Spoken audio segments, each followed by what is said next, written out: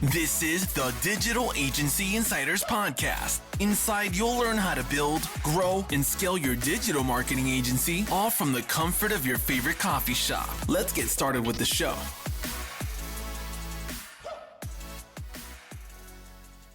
Hey everybody, welcome to another episode of Digital Agency Insiders. If this is your first time listening to the podcast, welcome.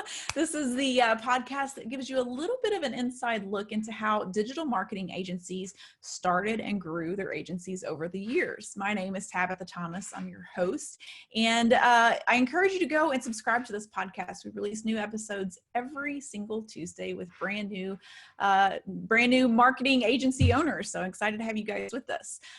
Today I have with me James Carbary. James is the co-host of the B2B Growth Podcast, contributor for Entrepreneur and Business Insider, author of Content-Based Networking, and founder of Sweetfish Media Company. James, welcome to the show.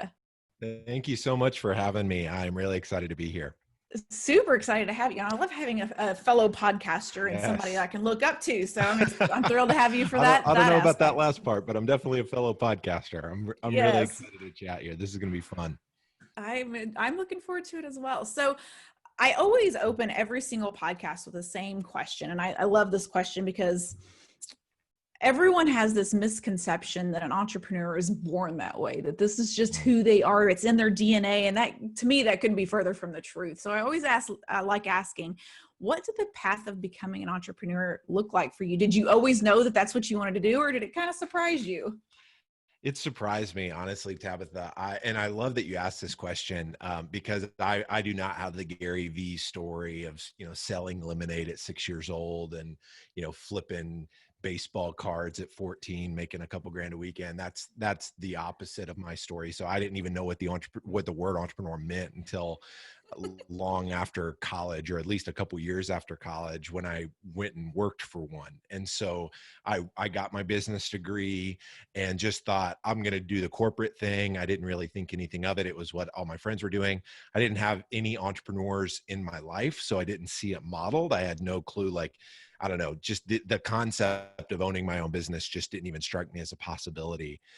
And very fortunately, about a year and a half or two right out of college, I had an entrepreneur reach out based on a relationship that I'd built a couple years prior through a sweepstakes that we had won through Alltel. So it was like a crazy circumstance. We win the sweepstakes. We get to take a private jet to New York City and go we have a tour bus take us around the city with a police escort, and we get to go watch a Giants Cowboys game in this private suite.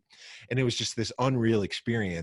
And the guy that was running that trip for Alltel, he happened to own a logistics company. And I hit it off with him a year and a half later. He asked me to move to Orlando. I was living in Oklahoma at the time. He asked me to move to Orlando and run the helicopter division of his logistics business. So I moved across the country and did that for about 3 years. And it was really working for him. His name was Jeff. And it was really working for him where I got to see what entrepreneurship looked like. He was running, I think at the time, it was about a $10 million company. He had like 15 employees. And so it's really cool now to be in a spot where, I've got more employees at Sweetfish than he had in his business. And so it's like, oh man, and he we still meet up for lunch. We're still, we still talk very frequently, and it's so cool to see, the guy that taught me what this looks like. Now, to be in a position where he's seen me get to the point where I am today, obviously fills him with a lot of pride, and I wouldn't be where I am apart from his influence on my life. So that's been my journey. I love it. So before, you said you didn't have any entrepreneurs in your life. You didn't see anybody that, you could base anything off of. So getting to know him and getting next to him, did that change your perspective of what a business owner actually looked like? Yeah. So I because I had no idea what, I don't know, you just know of the famous entrepreneurs, right? And so getting to see somebody that was running a small business, I was just like, oh, well, this doesn't seem like rocket science. And that's not a knock on him at all. It was just like, oh, I think this way. I think I had a leaning toward kind of strategic thinking and working for him, and really him giving me the autonomy and ownership over, an entire P&L within his business, a division within his business, he really gave me an opportunity to kind of flex some entrepreneurial muscles without actually being an entrepreneur. So without having to bear all of the weight of payroll and, having to fire people and that kind of stuff, the stuff that he was Yeah. having to deal with, I got to almost got to play entrepreneur in a sense and getting to run a business unit within his company. And that was really what helped inspire me to wanting to pursue my own thing. And even after leaving his business, I went and did a couple corporate things after that. And it was about a year or so after leaving his business that I finally decided to start my own thing. It's funny, once you get into that aspect of getting to control a certain area and getting the taste of it, Yeah. it's hard to ever go back to corporate. I don't It know is. that I ever could Yeah. go back I to say all the regular. time, I'm unemployable at this point. So It's whatever. Yeah. I could not work for somebody at this point. I've spoiled myself. Yeah. Well, and working from home, I've been here for, oh my gosh, 8, 9, 10 years working from home. I don't think I could work in an office space ever I'm again. the same way. I'm the same way. I know that a lot of people need that, but I love the flexibility and freedom of working from home. Yes, me too. So tell me about how you started Sweetfish. Tell me about Sweetfish and how that got going. Yeah, so it started off as a blog writing shop, and I had been doing content marketing for a small tech company, and their funding dried up. They had to let me go, and I had started a company called Worthday Planner about a year prior to that. And for Worthday, I'd figured out that, like, okay, content marketing is a thing. We need to figure out how do we create content that attracts our ideal buyers to come to us. And so that startup was a B2C product. I had no clue how to build a product. I didn't know the first thing about fundraising or anything like that. So that product crashed and burned. But I took that into my next opportunity and started doing content marketing for this tech company. I was like, okay, we're like, this makes sense. Like this, it makes too much sense not to really try to execute this. Unfortunately, got let go shortly after starting to roll that out. And so when I was really faced with a fork in the road, do I want to start my own thing, or do I want to go and do content marketing for a company? And it really was very clear to me at that point. I had already started my own thing. I had worked for Jeff. I knew that entrepreneurship was something I wanted to pursue. I'd just gotten engaged, so it was a little scary thinking about the idea of starting something when I was about to get married. But I knew that if I didn't start it now, I'd probably be kicking myself 5 years down the road, having a lot more responsibilities and not being able to take the financial risk that entrepreneurship, that you have to take in the early days. So I decided to start Sweetfish then as just a blog writing shop. We were doing stuff for anybody and everybody that would have us. And over the first year, I realized that we needed to niche and we needed to focus.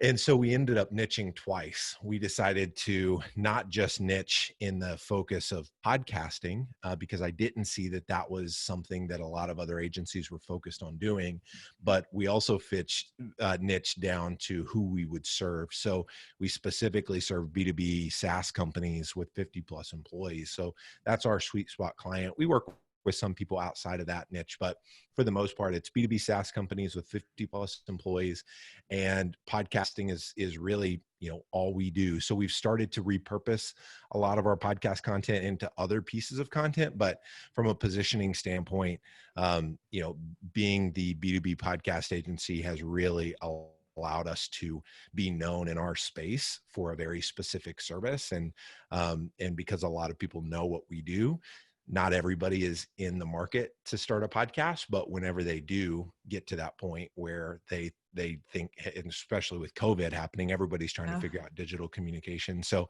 our positioning has really played a huge part in the success that we've had up to this point.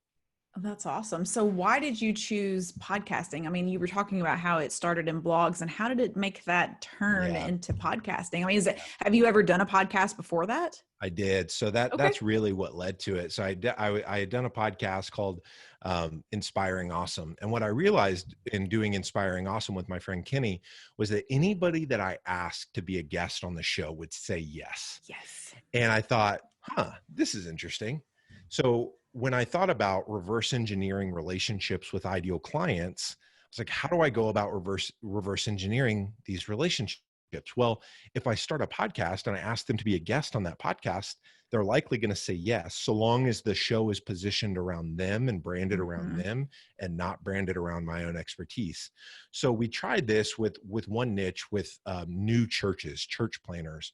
And we started this podcast called Plant Better. We did about 45 episodes. I think we emailed 100 church planners and we were like, hey, would you want to be a guest on the Plant Better podcast? And 80% of those people responded positively. And I thought, I don't know of any cold outreach campaign that's ever in the history of cold outreach campaigns gotten an 80% reply rate, not open rate, but reply rate. And so I was like, okay, we're onto something here. So we started Plant Better. And what we figured out in those first 45 episodes is that churches just don't have budget for content marketing. So we realized pretty quickly, okay, this isn't a fit for this. But this idea of using a podcast for biz dev and being able to reach out to your ideal clients, ask them to be a guest on the show.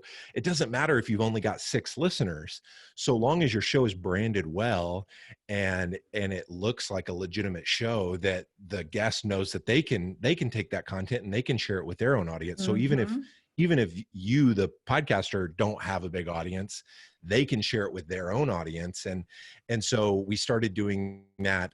We started doing that again with another show that we started, which is now our flagship show called B2B Growth.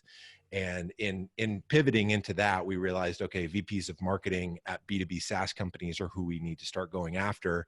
So there's a few iterations in between that and where we got to, but we eventually figured out what our sweet spot was, and we use our podcast for business development, but it's also our content engine. So it's what creates, a lion's share of the content that we put out in the world today. And I ended up writing a book about the methodology. We call it content-based networking, and that's the name of the book. The tagline of the book is how to instantly connect with anyone you want to know. And that's really been kind of the not so secret sauce to our growth. We've pretty much grown 100 to 300% year over year ever since we started the agency 5 years ago. And it's in large part because of how we leverage our podcast. That's incredible. That's incredible. So tell me about, so you do this as a service. So what all is involved in the service of doing podcasts for other SaaS companies? Yeah. So on the front end, we do all of the branding for the show. So we're helping them come up with the cover art. We help them name their show. A big mistake, we see people wanting to name the show after their own expertise, or maybe their company name or one of their core values. A lot of people want to get really cute and they want their podcast to be fun. And so they want to name it in a fun way, but what they're missing out on is the people that they actually want to listen to it aren't searching for cute and fun names in Apple Podcasts or in Spotify. They're looking for things that are going to be useful to them. So for us, the biggest reason we've been able to grow an audience for B2B Growth, and we now get between 100 and 150,000 downloads a month. The reason we have that is because people search B2B in podcast players. And it was dumb luck. We stumbled into it. I wish that I could tell you it was a strategic decision to name the podcast what we did, but we really lucked into it. And now we use that insight of saying, hey, people searching B2B are finding our show. So instead of naming your podcast something cute that is aligned with your brand, instead name it around a topic or a job function or an industry that your ideal customer is interested in, because they're much more likely to search that in some sort of a podcast player than they are, a cute and fancy name that they would have no clue what to search. And so when you start to think about discoverability and how people actually find podcasts, if you've got a massive brand, so for example, Drift is in kind of a B2B SaaS darling, and they named their podcast Seeking Wisdom.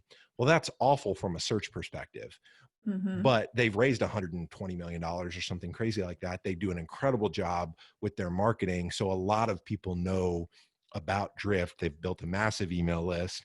So they can promote their podcast that has a cute and fun name Because and they is got funds not. to put behind it. Yeah. Yeah. And so, but most companies don't have that, right? Yeah. Like most companies aren't spending the amount of money that Drift is spending on their marketing. And Yeah. so you've got to be able to capitalize on organic search, specifically inside of podcast channels. So I forgot, I forgot exactly what your question We were was. talking about what all it comes with you Yeah, guys so working with companies. Yeah. yeah, so we help them name their show. We help them do the branding for their show. Parts of our service we'll help them with guest prospecting. So we help them find great guests for their show that are also ideal buyers for their product or service.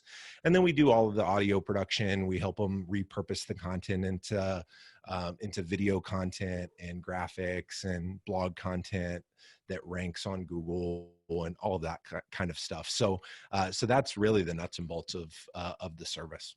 That's awesome. So do you help them set up and start doing the podcasting right out the gate? Or are these usually people that have a podcast, or this is brand new to them? Yeah, they're brand new to podcasting. So we send them all of the equipment and get them all set up, and then do some coaching and training around how to host episodes. That's one area of the business where we're trying to get better and really coming alongside our customers and teaching them how to be a great podcast host. Because as you know, 25 or 26 episodes in, there's an art to it. And so we host a customer mastermind once a month where we teach different things related to podcasting. So this past one that we did was all about how do you get more exposure for your show on LinkedIn. So we talked through a lot of really tactical stuff around that. And then we do a B2B podcasting Q&A once a month. So we're constantly, getting questions from people and answering those in a forum like that. And that's really informing, man, this question keeps popping up over and over again. We should probably be teaching this to our customers as well. So we've got a little bit of an engine built in now, and hopefully we're going to be, be able to educate our customers a lot more. We're figuring out, that's what in your business, you're constantly changing and evolving and twisting and turning and all that good stuff. So, so how many podcasts do you guys have right now on Sweetfish? Yeah. So we're producing, we've got about 70 active clients right now. And then we've got 5 of our own shows. So B2B Growth is one, the B2B Sales Show is another one. We've got another podcast called the CIO Show, another one in the HR space called Crafting Culture, and then we've got the Manufacturing Show as well. So so we've got our own shows that we call collective shows. So those are shows where multiple people co-host those shows, and some of those people pay us to be co-hosts on our show. And then our other model, we call it our traditional shows. So those are shows that are owned by our clients, and we just act as the production partner. So ideally in the next few years, the bulk of our business will be on the collective side as we build out, different media properties in different niches. I want to own all of those shows and build audience for those shows, because ultimately that's what our clients want, is audience. Unfortunately, a lot of companies don't want to invest what they need to invest to be able to actually grow that audience. And so by pooling it and allowing multiple people to co-host the shows, it gives us the funding we need to actually market the show the way that we need to market it to grow the audience. And that's been one thing that I've learned as an entrepreneur, is really getting to the heart of what do your customers truly want. And for the first several years, I thought, our customers want a podcast. That's why they're coming to us, but they don't really want a podcast. What they want is an audience. And so we've had to shift the focus of the business to figuring out, well, how do we give them what they actually want? And that's ultimately what led us to the collective model. That's cool. So how does it work with having multiple podcast hosts? I mean, how is that marketing? Because I feel like that would be a little bit of a challenge. Yeah. To do that. Yeah. So you would think so, but at the heart of it, I mean, a podcast is just a conversation, right? And so the more hosts that you have on your show, the more advocates that you have. So your hosts are much more likely to share the podcast because they're actually hosting these conversations. What it also allows you to do is create a lot more content. So if you have 5 co-hosts as opposed to just one, now you can put out a daily show because you've got 5 co-hosts that are doing one interview a week. So now you've got a daily show instead of just a once a week show. And you have the opportunity now to communicate to your potential customers every day as opposed to just once a week. And so let's say that you do a podcast once a week, which a lot of our clients are doing weekly shows. Well, if there's a week or two that go by where your content isn't necessarily resonating with the buyer because they're in a different, they're focused on something else and you're not necessarily talking about that thing, what might be 2 or 3 weeks before they want to listen to another one of your episodes just because the content hasn't been relevant. Well, if you're putting out, one podcast a day, then the likelihood of you being able to communicate with them on a much more regular basis is much higher. So we've gotten to the point with B2B growth where we're now putting out episodes multiple times a day on a lot of days because we've got so many different co-hosts. I think we've got something like 19 different co-hosts on B2B growth. And so long as you vet them and you make sure that they're, that you trust what they're saying and that they're talking to great people, then it's, to me, the more co-hosts, the merrier. And I don't hear a lot of people talking about this idea. So it's something that I'm trying to amplify on LinkedIn and talk to more podcast hosts about this idea, just because it really has been, it's been pivotal to our own growth because we're putting out so much content. It differentiates us. So I don't know of any other daily B2B marketing podcasts. And so B2B growth being the only daily B2B marketing podcast that I know of, that's a talk trigger, right? That makes somebody say, oh, you should listen to this show because the content comes out every day. And so long as you're keeping your content quality high and you're focused on quality, I think also focusing on quantity is a huge piece of the equation. It's really easy to discount quantity because I want our quality to be high. Well, we're doing both. And so I think one of the reasons we're able to do that is because we have multiple co-hosts. Yeah. So just a random question. So if you've got 5 people, does one person always do Mondays and another person always do Tuesdays? Is that how, or is it random sorting? No, so you can structure it that way. I think we've got like with a lot of our co-hosts, they maybe do 1 or 2 episodes a month, and then our producers slot them in. So I think sometimes they go live on Tuesdays. Sometimes it doesn't really matter. One thing that we've tried to do, we bucket their episodes into a particular series. So we've got somebody that does the category creation series for B2B growth. And so all of his content is related to what it looks like to create a category. Okay. And at the front, in the front of every one of his headlines, it says #category creation, and then whatever episode number in that series. So as listeners are scrolling through our podcast, they're like, man, I love the category creation series, but maybe I'm not an agent. We also have an agency series within our show. But for those that are listening that aren't an agency, they can easily just delete the episodes that open with agency and listen to all the ones that, are for content marketing or for category creation or whatever. So by doing that subtle little difference in the headline, it creates a much better listener experience. That's awesome. I love that.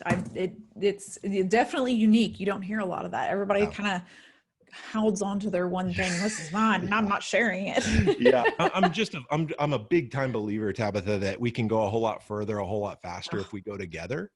And I think instead of companies trying to climb up their own mountains and being siloed, I think if you can come together with people that are obviously, non-competitive to what you're selling, I think you can come together with people, create content under one umbrella, have everybody sharing and pointing people to that one kind of content hub. And I think you're going to grow an audience a whole lot faster than just a single company trying to market their own show. So true. So true. So true. So tell me about some of the businesses you talk about. They have to have, they're a SaaS company. They have to have 50 employees. So why do those businesses decide that they want to do a podcast? And, what is some criteria for you outside of those? Yeah. So the reason we've landed on that specific positioning and that buyer persona is we've just found that SaaS companies tend to be more progressive with their marketing. And anytime we're working with somebody that's not a SaaS company or going after a company that's not a SaaS company, they're just not as keen to doing podcasting. They don't listen to podcasts. They don't understand how that a lot of people are listening to podcasts. They're I don't want to say behind the times, but I guess that is kind of what I'm saying. Like SaaS companies tend to be very progressive and forward thinking. And a lot of that is just this, the context around their bit. I mean, they've gone and raised a lot of times tens of millions of dollars, and they have to get creative with their marketing, because if they don't show return to investors, they're going to be in hot water. So we have found that SaaS companies tend to be really progressive. So we target them specifically. And then the 50 plus employees thing, we've just found that usually if you have a lot less than 50 employees, you just don't tend to have the budget to be able to work with us. So we charge anywhere between $2,000 to $5,000 a month to work with our clients. And if you've got less than 50 employees, what we've found, that tends to be outside of the budget range of what people are willing to spend. And there are a lot of lower cost providers that can edit your audio and work with you. And so instead of going after a bunch of people that we know are not going to be a great fit for us, because they're going to want to beat us up on price. I say beat us up. I mean, that's that they just can't afford, the level of service that we provide. So we're very specific and targeted in who we go after. And as a result, a lot of, because we're interviewing VPs of marketing of these, 50 plus person companies, our content tends to attract the exact type of people. I mean, it's content marketing 101, right? Like, I started to say that was going to be my question. How are you finding these people? Obviously on podcasts. So we find them on LinkedIn. We've got a lot of people that are now coming to us inbound on LinkedIn, reaching out to us because they're resonating with a lot of the content we're putting out on LinkedIn. But then we've got a lot of we've just been doing this for B2B growth. We've been doing for over 4 years. So we've got a lot of content on the internet now. We've interviewed over 1,600 people.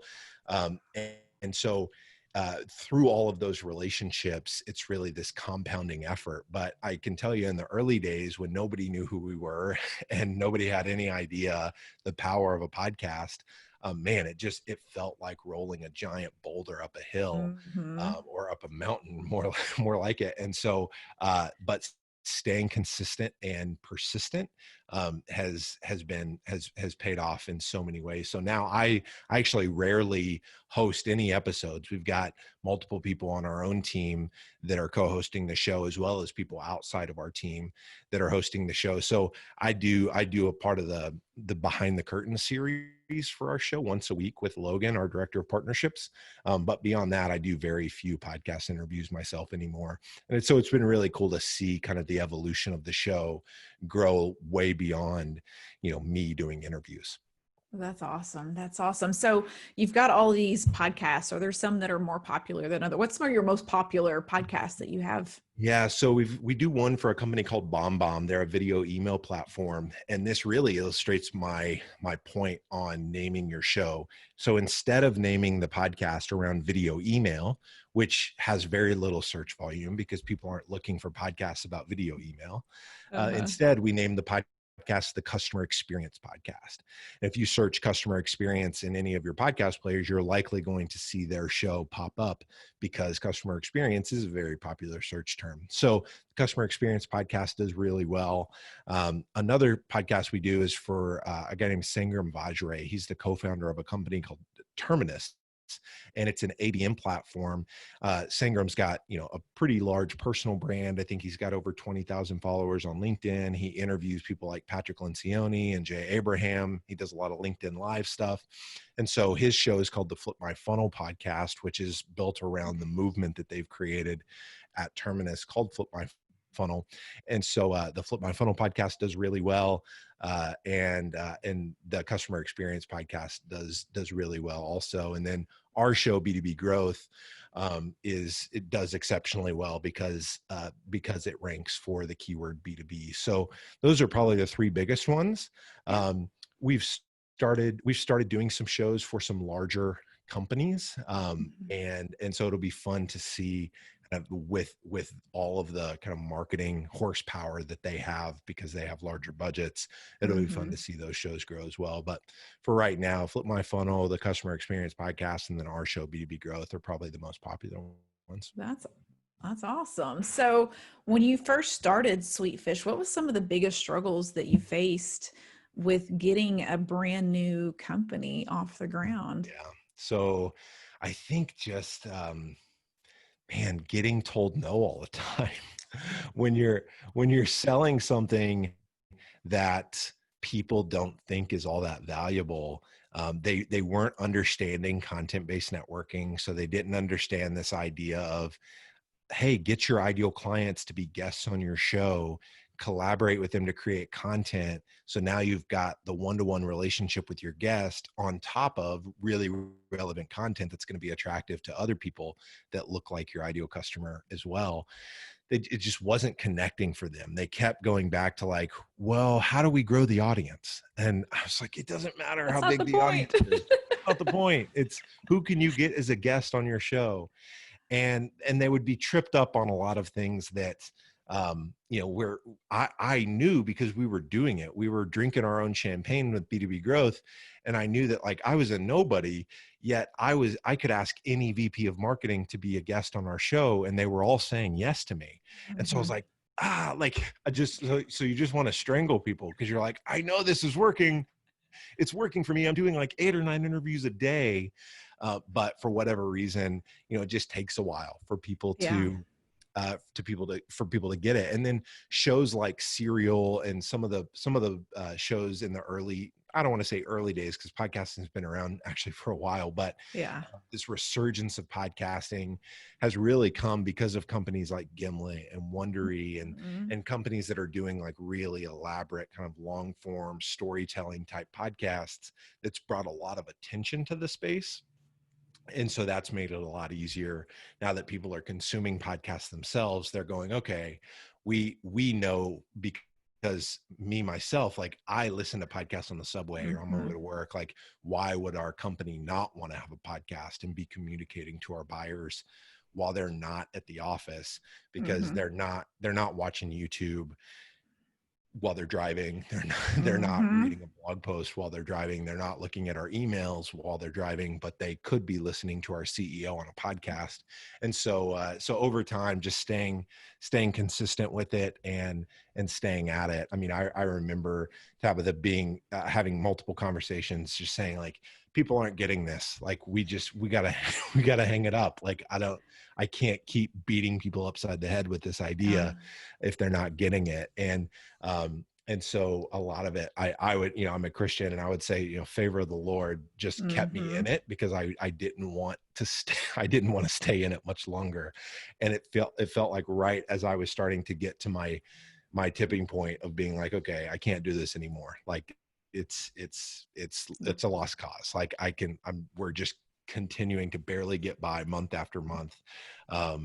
And finally it started to click and we hired our director of partnerships, Logan Lyles.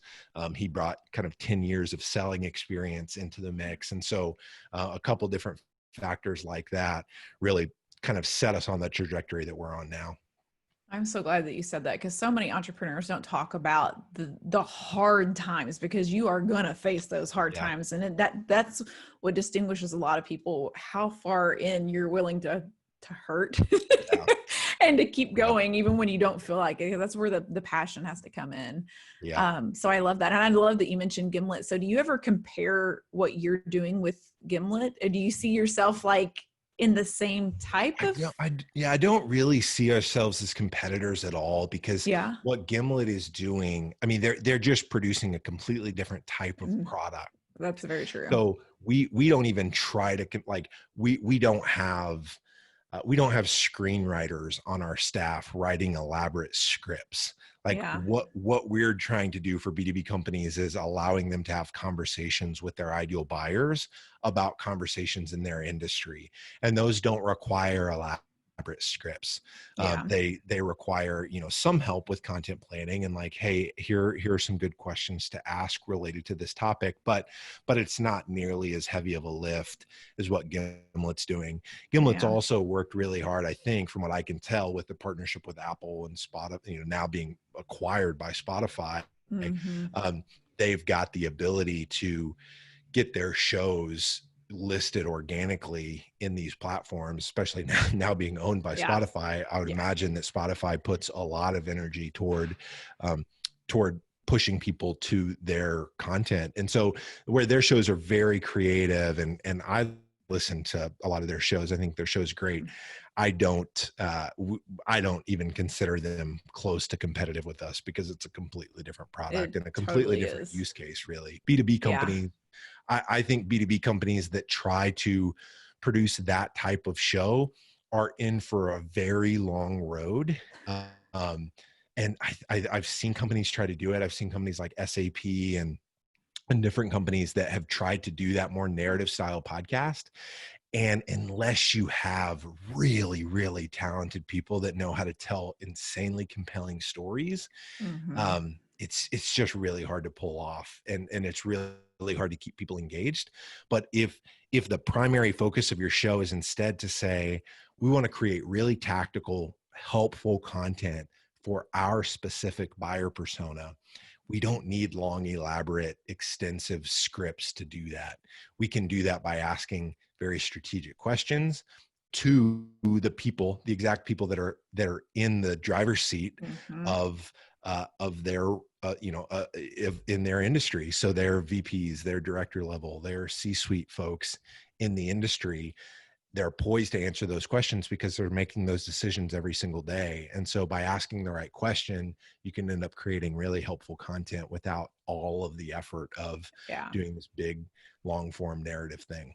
And that's got to be a lot of effort and a lot of time to Yeah. create what they do. Although it's And, wonderful to listen to, but holy moly, that's got to be. and these industries, in a lot of the industries that we're working in, they're very niche. And so there's not Mhm. a lot of people that are going to be interested in that content when you look Yeah. at it through the lens of like, there's probably not a million people in the country that want to listen to a podcast on maritime logistics because it's just, it's a limited industry. So Yeah. why invest all of that time Yeah. into something that naturally doesn't have a huge audience, where Gimlet is trying to attract anybody that has a pulse to Yeah. listen to shows. So the creativity and the ideas and the concepts, and that you have to be, I get why you have to do that type of content because you're trying to reach the masses. Yeah. The companies we're working with, they're not trying to reach the masses. They have a very specific person in mind that they're trying to reach. And Mhm. you don't need to invest, $100,000 an episode when you can spend 50 grand a year to have a weekly show. Yeah. Very much so. So I asked, the difficult things when you were starting. So what's the favorite thing that you've got going on right now that you're doing inside Sweetfish? Yeah, so there's a couple things. One is we just rolled out an evangelist program for 5 different people on our team. So I'm one of the evangelists, and then our creative director, our director of audience growth, our director of partnerships, and our COO. And what we're doing is we're starting to pour an enormous amount of resources into creating content for those 5 people, myself included, for us to be able to push that content out on LinkedIn. So I don't know how active you are on LinkedIn, Tabitha, but there's an enormous opportunity there right now from an organic reach perspective. It's like, think Facebook, like back in 2007. And so I'm able to post something on LinkedIn and get 20,000 views on it without putting any ad spend behind it. And so we're trying to squeeze all of the juice out of that lemon while the organic reach is still available. And so Uh-huh. we've got our design team and our video team that are repurposing content like this. So this will likely turn into 5 or 6 different micro videos. We've got our designers that are turning different pieces of content into LinkedIn decks. And we're thinking about these 5 evangelists within our business as marketing distribution for the company. So instead of pushing out content through the logo, through the Sweetfish logo, which I just believe people don't care that much about, instead of pushing that content out through individuals within our business, through Kelsey, through Dan, through Bill, through myself, through Logan, people are going to pay much more attention to that, because I think people trust faces way more than they trust logos. And so building out our evangelist program is something I'm super excited about. And then another thing that we're starting to do, we've been doing these comedy roundtables. And so we're going to start producing a lot more funny videos to get exposure for right now for B2B growth, but eventually we'll be doing it for all of the different podcasts that we own. And that comes from a belief that I think funny wins. I think funny is engaging. I think funny people pay attention to. And in the B2B space, there's not nearly enough people doing funny well, because it's really hard to do. And so, Yeah. so we've got somebody on our team that's a former comedic screenwriter, and he's been Wow. doing some really good work for us. So I'm really excited to start seeing more funny videos come out from our content engine, because I think it's going to bring a lot of attention to the Well, business and to our shows. and I bet you money everybody that you're working with is going to have a lot more fun at work doing those videos versus. Right. I love seeing those comedy roundtables on my calendar, because they're just naturally more fun. So our Yeah. next video, because our audience is B2B marketers, we're going to do, the title of the video is going to be "When a B2B Marketer Plans a Gender Reveal." And so, like, it's just going to be hilarious. And we've already come up with, 30 or 40 different ideas. And we started to figure out who the cast is going to be and where we're going to film it. And so it's just really, really fun. So between our evangelist program and producing a lot of funny videos, those are a couple of the things I'm super excited about. I love it. I love it. So I've got to ask another question on your LinkedIn. I am on LinkedIn, not as much as I used or should be. Yeah. I'm getting into it. I noticed that you've got a picture of you and Gary Vaynerchuk up there. So Yeah. I see you had a conversation with him. How'd that go? I did. So in 2017, we did a virtual event called Aligned, and it was all about sales and marketing alignment. And going back to this idea of, collective thought leadership, going further, faster together, I decided to work with two friends of mine that I had known. They'd been guests on the podcast, but I decided to work with these two guys on this event. It's Jeremy Boudinot and my other friend, Brandon Redlinger.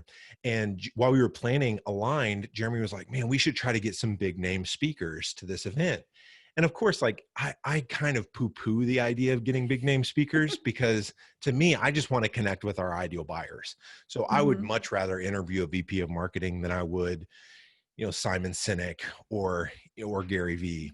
I love Gary Vee, and borderline obsessed with Gary Vee. And so when he was like, oh, we should try to get big name speakers, I was like, okay, we can try, but it's not the end of the world if we don't, because really I'm just concerned with interviewing people that I can potentially do business with and create really great content with.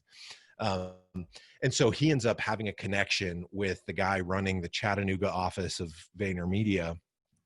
And he's got an office in Chattanooga. Yeah. He's got an office in Chattanooga. So, and Jeremy's based in Chattanooga. So he was like, hey, I would never have pictured that. Sorry. That flew me. Yeah. So if he's, so Jeremy reached out and was like, hey man, we got, an hour and a half of Gary's time, or an hour of Gary's time on this particular day. Do you want to drive up to Chattanooga and interview him? I'm going to interview him for our podcast. You can interview him for the virtual summit. And so that's how that ended up happening. And it was incredible. It's, Gary ended up using the footage from that interview on one of his daily V's, his videos on YouTube. And so it was really, really cool. He's a super genuine guy, obviously knows his stuff, but to see how engaged he was in the interview process, he's not looking down at his phone. He's super locked in and engaged with both Jeremy and myself while we were both interviewing him. It was really cool to see, even though we know that his phone was probably blowing up 17 different ways from Sunday, the hour that he was with us. But yeah, that was a really cool experience. I can't even begin to imagine. That's pretty cool. But so many people, I hesitate to share that, because so many people get tripped up with thinking that interviewing influencers is this path to podcast audience growth. And it's actually couldn't be further from the truth. So I've interviewed Noah Kagan, the founder of AppSumo. I've interviewed Simon Sinek because his publisher came to us and asked if he could be on the show to promote one of his new books. And I've interviewed Gary Vee. Those 3 episodes are some of our least downloaded episodes in our lineup. And most people don't think that, but the reality is, those people are not sharing their episode. They create their own content, and they shouldn't have to share your content, right? Because they're doing their own stuff. So they're not going to pour their resources behind promoting, some podcast that isn't theirs, when they instead could be running paid advertising behind their own content and promoting their own content through organic channels. So, so many people think that the path to audience growth is by interviewing influencers, and it can work, but it's very rare. Very rarely have I seen that actually be a, map to legitimate audience size just by interviewing influencers. Yeah, so true. So true. So the last question that I have for you is, what are you currently listening to or reading that is helping you grow as a person or as an Yes, entrepreneur? that is a fantastic question. I'm reading a book called Alchemy, and I'm going to look and see who wrote it. It's a guy named Rory Sutherland. So he works for Ogilvy. And the book Alchemy, so the subtitle, what's it say here? Subtitle is The Dark Art of Creating Magic and Curious Science in Brands, Business, and Life. So he's talking about just outside the box thinking and how they built a practice at Ogilvy to specifically look at things different. So like he opens the book by telling the story of, if you were going to dethrone Coca-Cola, how would you go about doing it? Well, you'd probably want to create a drink that tastes better, is in a bigger can, and what else did he say? It tastes better, it's in a bigger can, and it's cheaper. And instead, Red Bull created something that tastes way worse, is in a much smaller can, and is way more expensive, and yet they're selling They're 6 winning. cans a year now. So he talks about how unconventional thinking can lead you to solutions that you would have never otherwise thought, and so it's really fascinating book that I'm reading right now, and then our director of audience growth has just started reading it as well, so it'll be fun to talk with him about it. That's awesome. I love getting book because we try to, it's not the greatest at it, but we try to get a book a month with the company and everybody read it. And I still have a pile here that I haven't gone through yet, but let me add another one to the list. But that one sounds very interesting and right up my alley. So, well, thank you so much for being on the podcast. I've really enjoyed just getting to know you and learning about Sweetfish. And yeah, thank you so much, Tabitha. I'm really excited to see this thing go live, and excited to share it with our audience as well. Yes. All right, guys. Well, we'll see you next week. You've been listening to the Digital Agency Insiders Podcast. For more tutorials on growing your digital marketing agency, make sure to visit digitalagencyinsiders.com.